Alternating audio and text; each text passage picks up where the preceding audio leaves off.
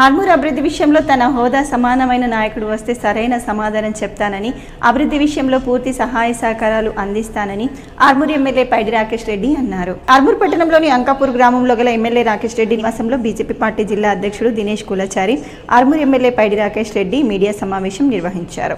అనంతరం ఆయన మాట్లాడుతూ కొందరు పార్టీ నాయకులు వచ్చి అభివృద్ధి విషయంలో చర్చకు రావాలని పిలిస్తే వస్తానని, తనతో సమానమైన హోదా కలిగి ఉన్న వారికే ప్రాధాన్యత ఇస్తానని చెప్పారు. ఇష్టం వచ్చిన వారు వచ్చి అడిగితే సమాధానం చెప్పాల్సిన అవసరం తనకు లేదని అన్నారు. ఇకనైనా ఇతర పార్టీ నాయకులు మేల్కోవాలని తెలిపారు. ఈ కార్యక్రమంలో పలువురు బీజేపీ నాయకులు, కార్యకర్తలు ఉన్నారు.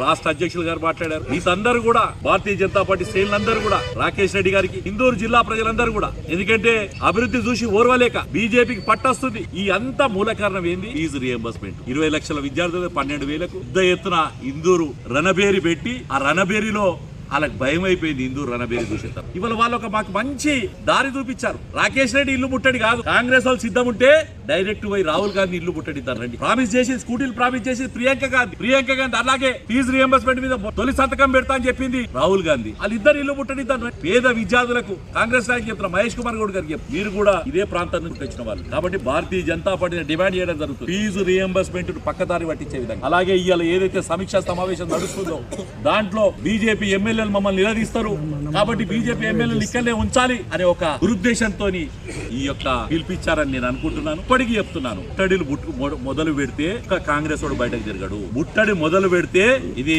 రామదండు, ఈ కాషాయ దండ అనేది రామదండి. ఏ రకంగా కొడతారో గెరిల్లా దళక దాడులు ఉంటాయి. జాగ్రత్త అని చెప్తున్నా. మరొక నిజాగిరెడ్డి కావచ్చు, ఒళ్ళంతా కాల్చుకున్న శ్రీకాంతచారి కావచ్చు, కానిస్టేబుల్ కృష్ణయ్య కావచ్చు, ఢిల్లీలో పానాలు వదిలిన యాదిరెడ్డి కావచ్చు, స్వర్ణక్క కావచ్చు, వాళ్ళ స్వప్నాలు ఏమైనాయి? అప్పుడు కల్వకుంట్ల కుటుంబం, ఇప్పుడు హనుముల కుటుంబం. కల్వకుంట్ల కుటుంబం మేము రాష్ట్రాన్ని దోసుకుంది. ఇప్పుడు హనుమంత రేవంత్ రెడ్డి కుటుంబము, బంధువులు మొత్తం రాష్ట్రం అంతా 4 వైపుల రాబందులాగా తింటున్నారు. కాబట్టి ప్రజల వైపు నిలబడుతుంది. ఒకటే చెప్తున్నాం, ఈ రోజు కాకపోతే ఎప్పటి పని ఒకటే కాదు. ఏమైంది? నిరుద్యోగులు మీరు చెప్పిన మాట ప్రకారం అడిగారు. మీ రాహుల్ గాంధీ ఛాయ్ తాగాడు, మీ రాహుల్ గాంధీ చిక్కడిపల్లి లైబ్రరీలోకి పోయాడు. ఎవరి రాహుల్ గాంధీ? రాజ కుటుంబం, రాజకీయ వారసులు. 65 సంవత్సరాలు ఈ దేశాన్ని మొత్తం అప్పులమయం చేసి, అవినీతిమయం చేసిన ఒక కుటుంబం నుంచి ముత్తాత ప్రధాని, నానమ్మ ప్రధాని, తండ్రి ప్రధాని, 10 ఏళ్ళు యూపీఏ గవర్నమెంట్లో ముఖ్య పాత్ర పోషించిన వాళ్ళు ఇచ్చిన వాగ్దానం ఏది? అలా సోదరి ప్రియాంక గాంధీ గారు స్కూటీ పిల్లలు ఈరోజు కూడా బహిరంగంగా చెప్తానికి చాలా ఉన్నాయి.